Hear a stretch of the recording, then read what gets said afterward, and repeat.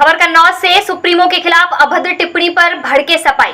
पूर्व सपा प्रत्याशी अनिल पाल की अगुवाई में पहुंचे एसपी ऑफिस। अनिल पाल ने टिप्पणी करने वाले मुकेश पाल देशबंधु को गिरफ्तार करने की एसपी से की मांग।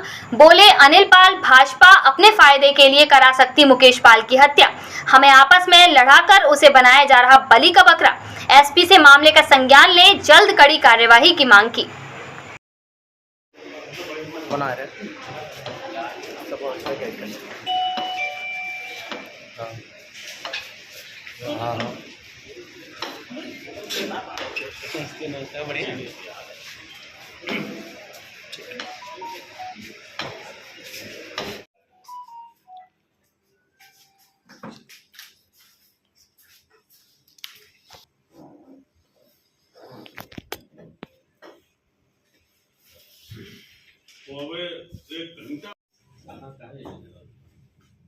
जो हम लोगों ने जानकारी दे बताओ। अब ये सर अब जो वर्तमान स्थिति बताई जा रही है, मूल निवासी तो कहीं फर्रुखाबाद का कहीं इनके आसपास, वर्किंग कभी कन्नौज में हमें तो दिखा नहीं। अभी एक कार्यक्रम जरूर हुआ था 31 मई को, 1 जून को, उसमें फर्रुखाबाद के बीजेपी के कार्यक्रम में सम्मिलित हुआ था। वो भी एक समाज के होने के लिए बाकी इसका कोई मतलब वैसा रिकॉर्ड नहीं है कि फिजिकली कहाँ उपलब्ध है। और की भी एक सीमा होती है, कहीं ना कहीं चीजें जैसे ये है कि खुद बोलता रहे, अगर कोई दूसरा बोल दे। इन्होंने हमारे भैया वाहिनी के अध्यक्ष जी ने जैसे ही कुछ लिखा हो, इतनी शिष्ट भाषा में लिखा, आप चाहें तो उसका और अच्छे उसमें लिखा। उसके बाद वो गाली गलौज पे उतर आया, माता पिता पे उतर आता है। माँ बहन की गाली तो सर कोई भी एकदम फेडअप हो जाता है। भाई हम लोग ज्यादा 1-2 बार जवाब में गाली दे सकते हैं, उसके बाद तो खुद में नहीं, हम लोग भाषा ठीक है, मतलब हम लोग गाली देना उचित नहीं है। जैसे कहीं ना कहीं समाज में रहते हैं अच्छे लोगों में, पार्टी से तो गलत भाषा का हम लोग प्रयोग नहीं कर सकते हैं। आज के संबंध में आप लोग एसपी ऑफिस पहुंचे, क्या मांगे आप लोगों की? हम लोग भारतीय जनता पार्टी के जो गुप्त एजेंट हैं, जो अलग अलग मंचों के माध्यम से समाज में बीमारी और गंदगी फैलाते हैं, उन गंदे लोगों के खिलाफ अपने कप्तान साहब को एप्लीकेशन देने आए हैं।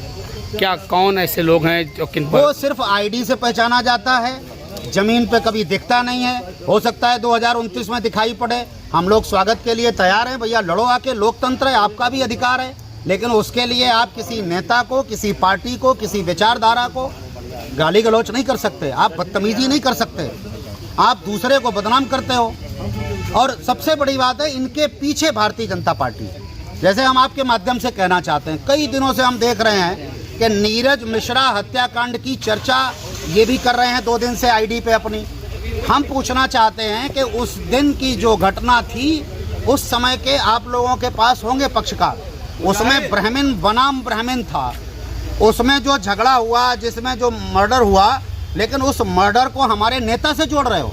यहाँ के पूर्व सांसद जी और वहाँ छिबरा मऊ की विधायक जो माननीय अर्चना पांडे जी हैं, उन्होंने बाकायदा केंद्र सरकार में और राज्य सरकार को एप्लीकेशन देकर के जब हमारे नेता के खिलाफ जांच सीआईडी करा ली और उस जांच एजेंसी ने हमारे नेता का इन्वॉल्वमेंट नहीं पाया, तो फिर डिफेम करने के लिए हमारे नेता का नाम जो लोग लेंगे उनका कानूनी स्तर से जवाब दिया जाएगा। और जब जमीन पे आएंगे तो जनता के बीच में, जनता के लोगों को बताया जाएगा कि ये कैसे समाज को अपमानित करता है, कैसे जातियों को अपमानित करता है। इसकी माँ बहन ने पता नहीं क्या इनके माता पिता ने संस्कार दिए हैं। जो संस्कार दिए हैं वही दिखते हैं फेसबुक पे।